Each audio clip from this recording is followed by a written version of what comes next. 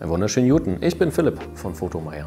Wir freuen uns sehr, dass uns Sony das neue SEL-FE 16 bis 25 mm Blende 2.8G zur Verfügung gestellt hat. Dieses Objektiv reiht sich nahtlos ein in die Gruppe der neuen, lichtstarken und leichten Objektive neben dem 24-50, das wir bereits vorgestellt haben. Wir haben uns diesmal gedacht, dass wir zu diesem Zweck das Objektiv Julian in die Hand geben, der damit sein freies Projekt fotografiert.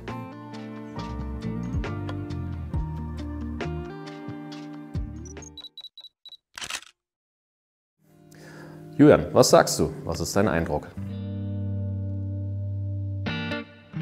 Genau wie Philipp gerade schon gesagt hat, mache ich aktuell ein freies Projekt, in dem ich Leute porträtiere und dokumentiere. Und für dieses Projekt habe ich mit dem Model Ina, einer guten Freundin von mir, ein Shooting geplant. Und ich habe dafür das 1625 verwendet, um einfach mal auszuprobieren, was das Ganze kann. Deshalb hier meine Meinung und Eindrücke vom Shooting. Genau, wir haben erstmal damit begonnen, uns die Location anzuschauen. Das war die Trabrennbahn in Karlshorst. Das haben wir gemeinsam mit dem Model gemacht und auch schon ein bisschen ausprobiert. Wo fällt das Licht, wo kann man gute Bilder machen?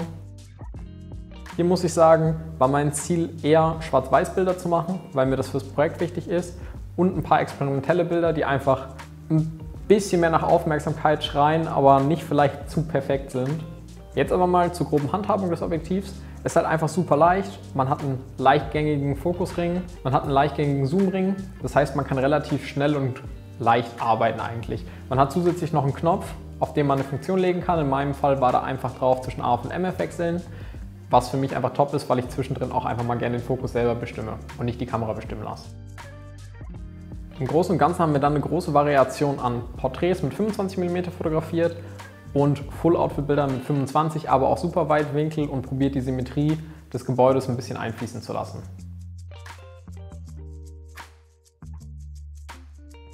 Des Weiteren produziere ich für dieses Projekt immer noch ein 20 bis 30 Sekunden Kurzvideo, wo ich einfach das Model bei irgendeiner Tätigkeit filme und dann eine KI-Stimme, mein Kumpel Antonio, drunter lege.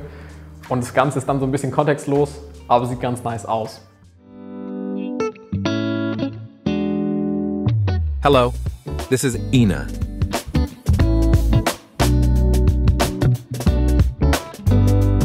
I think she is waiting for someone, but no one knows.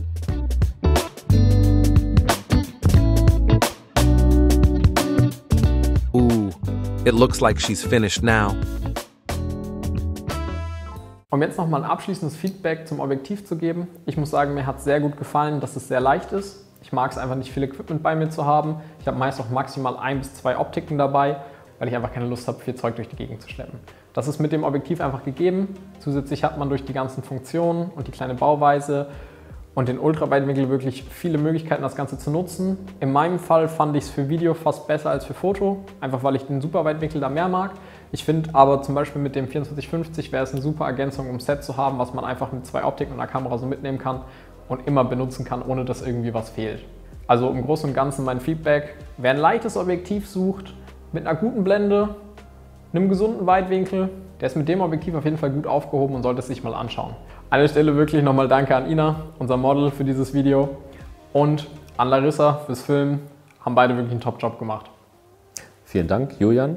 Wenn ihr jetzt Bock habt, das Objektiv zu kaufen, dann könnt ihr das tun bei uns im Geschäft am Viktoria-Luise-Platz in Berlin-Schöneberg oder über www.fotomeyer.de. Und nicht vergessen, ein Like da zu lassen oder einen Kommentar, und abonnieren nicht vergessen. Kommt vorbei, wir freuen uns auf euch.